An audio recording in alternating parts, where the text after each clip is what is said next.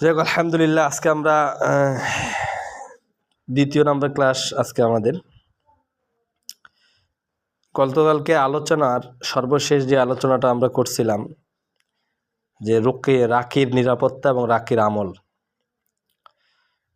আসলে রাখি বা মুতাব্বির যাই বলেন বা চিকিৎসক, যার সাথে আল্লাহ তাআলার সম্পর্ক বেশি তার কাজের গতি তত বেশি। এই জন্য কালকে হালকা পাতলা এগুলো টাচ দিছিলাম। আজকে এটা ক্লিয়ারভাবে সংক্ষেপে বলে দিই দুই ভাগে। কালকে অনেকগুলো আমলের কথা বলছি, তার ভিতরে আপনি যেটাকে রুহানি শক্তি বলে, মানে আল্লাহ তাআলার সাথে সম্পর্ক গড়লে একটা শক্তি হয়, এটাকে বলে রুহানি শক্তি। এই রুহানি শক্তি যদি আপনার পাওয়ারফুল না হয়, তাহলে আপনি জিন জাতির আধ্যাত্মিক শক্তির সাথে লড়াই করবেন কীভাবে বলেন? তো এই শক্তিটাকে বাড়ানোর জন্য কালকে অনেকগুলো আমল বলছি, সেগুলো সংক্ষেপে আজকে গুছাইয়া বলে দিচ্ছি, যদি লেখে নিতে পারেন। এক নম্বরে হলো আল্লাহ তাআলার ফরজ হুকুমগুলোকে মানে নেওয়া, মতো চলা, ফরজ হুকুমকে পরিপূর্ণ, মানে ফরজ হুকুম মানার ব্যাপারে কোনো ছাড় না দেওয়া। দুই নম্বর হলো প্রত্যেকটা কাজ রসুলের সুন্নত তরিকায় করা, মানে সুন্নতকে পুঙ্খানুপুঙ্খ অনুসরণ করে করা। এক্ষেত্রে আপনারা কিতাব সুন্না বা আরও অনেকগুলো সুন্নতের কিতাব আছে, এগুলো অধ্যয়ন করতে পারেন। তাহলে এক নম্বরে হলো ফরজ হুকুম পরিপূর্ণভাবে মানা, সুন্নত পরিপূর্ণ পুঙ্খানুপুঙ্খ সুন্নতকে মানা। আর আপনি যদি চিকিৎসক হতে চান, আপনি যদি রাখি হতে চান, তাহলে অবশ্যই আপনাকে আমলের দিকে, আল্লাহ তাআলার সাথে সম্পর্ক করার দিকে খুবই খেয়াল রাখতে হবে। আপনাকে অন্যমনস্ক হওয়া যাবে না। আর 10টা-20টা লোকের মতন আপনাকে চলা যাবে না, আর সাধারণ মানুষের মতন চলা যাবে না, আপনার কি বলে উদাসীনের মতন চলা যাবে না। আপনি চিকিৎসা করতেছেন, আপনি ভাবতেছেন যে আমার তো কারো সমস্যা হইতেছে না, কিচ্ছু হইতেছে না, আমি তো দিব্যি ভালো আছি। কিন্তু আপনার একটা সময় আপনার ফ্যামিলির তলে তলে এমন ক্ষতি করে রাখবে বা আপনার ক্ষতি রাখবে যে জালেমগুলা, যে আপনাদের অবস্থা তখন বাঁচানো খুব মুশকিল হয়ে যাবে এবং আপনার কাজের মধ্যে সফলতা খুব কম আসবে। আপনি কাজ করতে যাবেন, আপনাকে উল্টারও অ্যাটাক করবে। আর যখন আপনার রুহানি শক্তি বাড়ে যাবে, আপনার জবানের বাণীটা শোনা মাত্র তারা পলায়ন করতে বাধ্য হবে। আপনার যদি রুহানি শক্তি বাড়ে যায়, আপনার নামটা শোনা মাত্র সে পলাইতে বাধ্য হবে। ওই যে আমাদের এক ভাই বলতেছিল যে আমি এক জিন তার শরীরে ভর হয়ে বলতেছিল যে আমি ওই হুজুরকে আমি দেখা পাইতেছি না, এই হুজুরকে যদি আমি দেখা পাইতাম তো হুজুরকে আমি হত্যা করে দিতাম। কিন্তু হুজুর তার সামনে বসা। তার আল্লাহ সুবহানাহু ওয়া তাআলার সাথে তার এমন একটা সম্পর্ক হয়ে গেছে ওই হুজুরের, যে ওই মুতাব্বিরের, যে জিন জাতি তাকে দেখা পায় না, কিন্তু তার সামনে সে বসে আছে।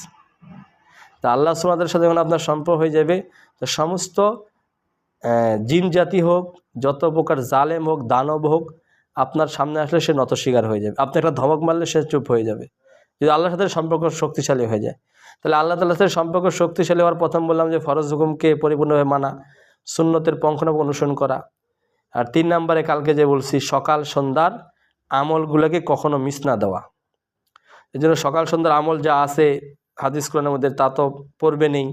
পাশাপাশি রাখি হিসাবে, আপনি মুতাব্বির হিসাবে আপনাকে কিছু গুরুত্বপূর্ণ আমল করতে হয়। সেই আমলের একটা অ্যাপস, যেটা রুকিয়া বিডির মধ্যে পাওয়া যায়, সেটা আমি আপনাদেরকে প্লে স্টোর থেকে আপনাদেরকে গ্রুপের মধ্যে দিয়ে দিছি, ওটা ডাউনলোড দিয়ে পড়বেন।